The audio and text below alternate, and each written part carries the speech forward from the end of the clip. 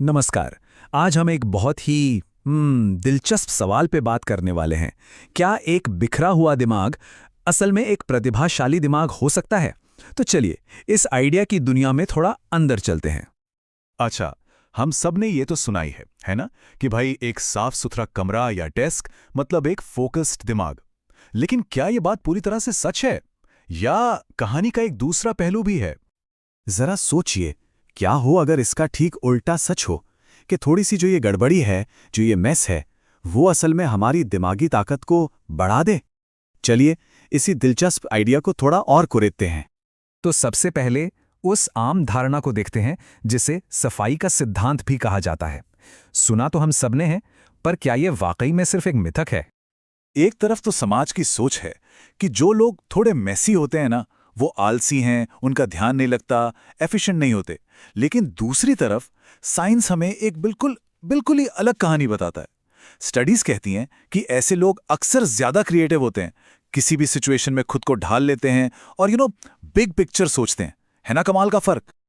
और देखिए, ये कोई नया आइडिया नहीं है। ये बात तो महान एल्बर्ट आइंस्टाइन से भी जोड़ी जाती है।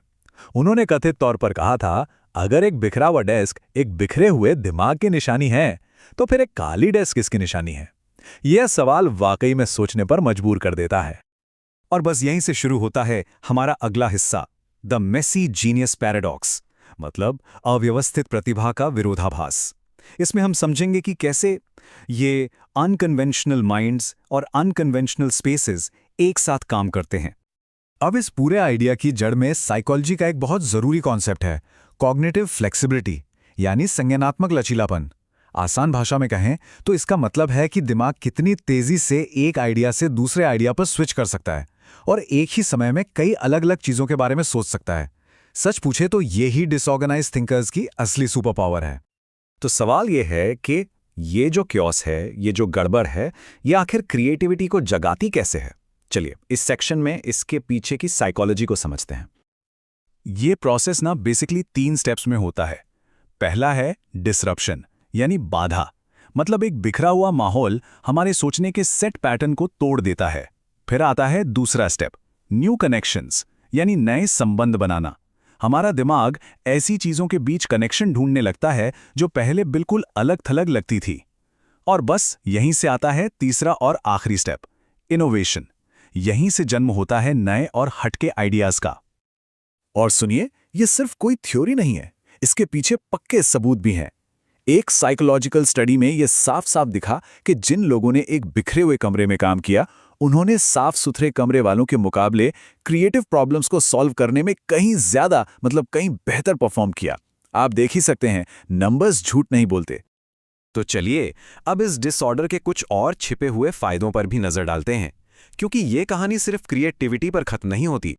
तो एक मेसी थिंकर की सुपर पावर्स क्या क्या हैं? पहली बात, वो ज्यादा क्रिएटिव होते हैं और रिस्क लेने से घबराते नहीं। दूसरी, वो फैसले तेजी से और ज्यादा एफिशिएंटली लेते हैं। उनका फोकस छोटी मोटी डिटेल्स पर नहीं बल्कि बड़े गोल पर होता है।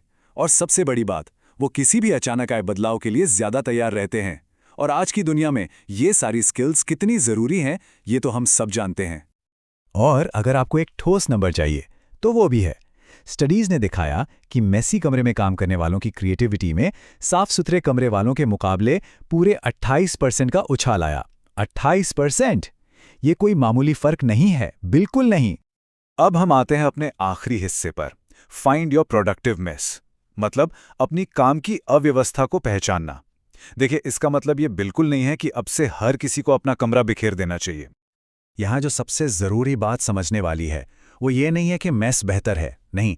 सबसे जरूरी बात यह है कि काम करने का जो सबसे अच्छा माहौल होता है ना, वो हर किसी के लिए पर्सनल होता है। जो तरीका एक इंसान के लिए काम करता है, जरूरी नहीं कि वो दूसरे के लिए भी करे। इसे ऐसे समझ सकते हैं, अगर किसी को पारंपरिक कन्वेंशन वाली चीज़ें पसंद हैं, तो उसके लिए एक ऑर्गेनाइज्ड माहौल शायद ज़्यादा एफिशिएंसी देगा।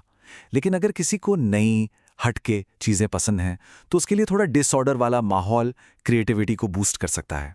असल बात है खुद को समझना। तो आखिर में एक सवाल, किसी के आसपास की ये जो गड़बड़ी है, ये उनके दिमाग के बारे में क्या बता सकती है? शायद ये सिर्फ आलस की निशानी नहीं है, शायद ये एक ऐसे दिमाग का संकेत है जो बस एक अलग तरीके से काम करता है, एक ऐसा दिमाग जो क्रिएटिविटी और बड़े आइडियाज के लिए बना है।